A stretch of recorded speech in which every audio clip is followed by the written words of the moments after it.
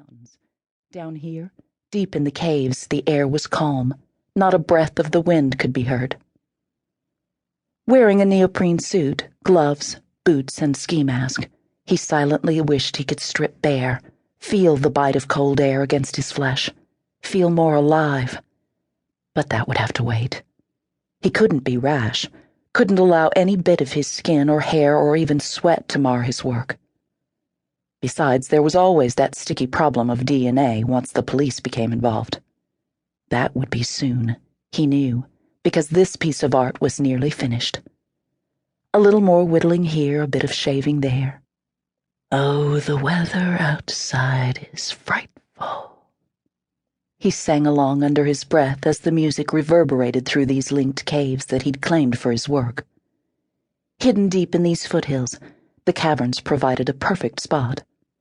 A natural spring provided the water he needed, and battery-powered lights gave off a bluish glow.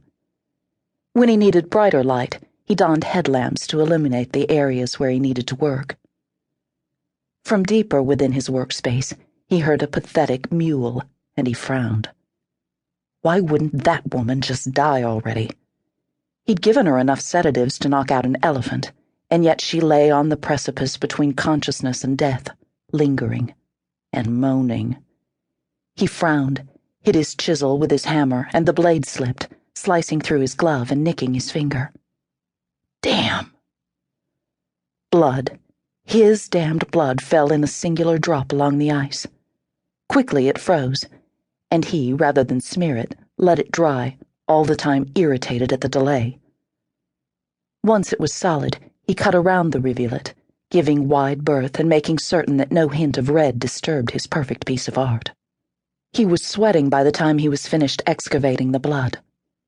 Carefully, telling himself to be patient, he began pouring clear water from the spring over that flaw in his masterpiece.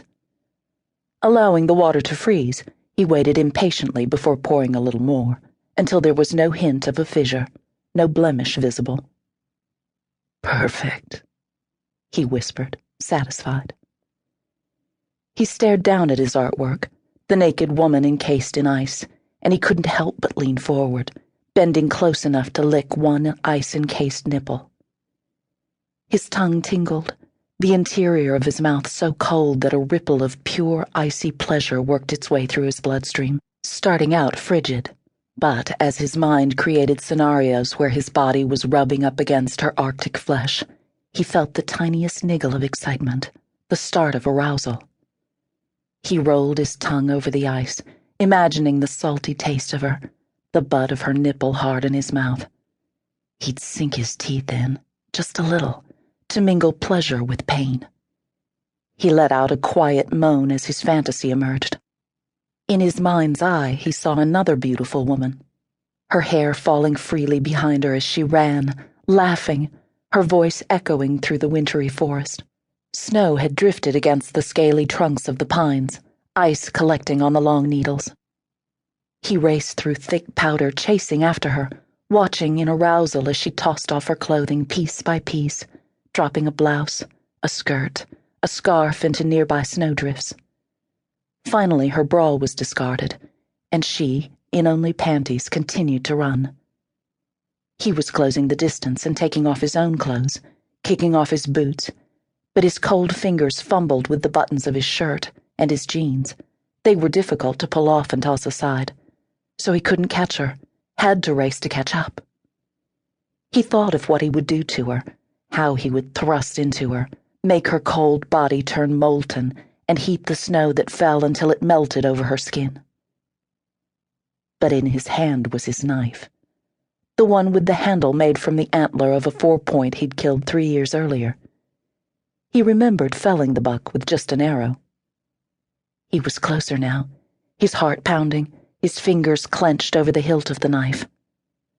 Only inches from her, a half step behind when she turned, her lips turning blue, her eyes bright, her cheeks crimson with the frosty winter air.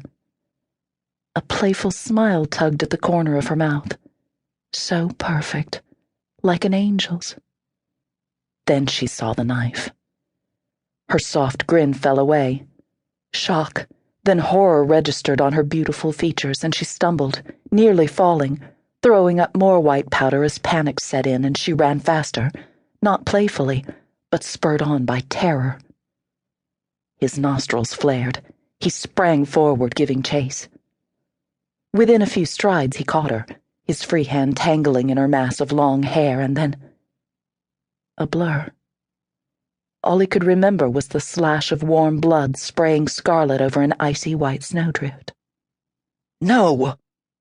He snapped back to the here and now.